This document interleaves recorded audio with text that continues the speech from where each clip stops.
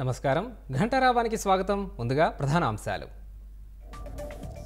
తిరుపతి జిల్లాలో అల్యూమినియం పరిశ్రమలో gas leakage 50 మంది కార్మికులకు అస్వస్థత కొందరి పరిస్థితి విషమం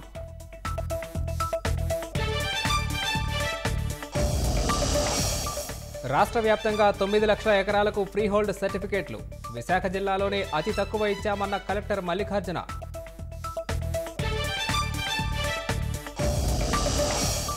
రాష్ట్ర వ్యాప్తంగా కౌంటింగ్ కేంద్రాల వద్ద 3 అంచెల భద్రత అవాంఛనీయ ఘటనలు జరగకుండా పటిష్ట ఏర్పాట్లు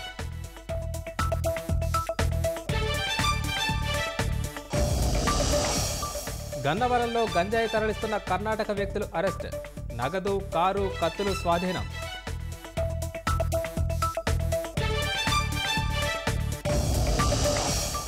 ఢిల్లీలో ఇండియా కూటమి ముఖ్య నేతల సమావేశం కౌంటింగ్ వేళ అనుసరించాల్సిన వ్యూహాలపై చర్చ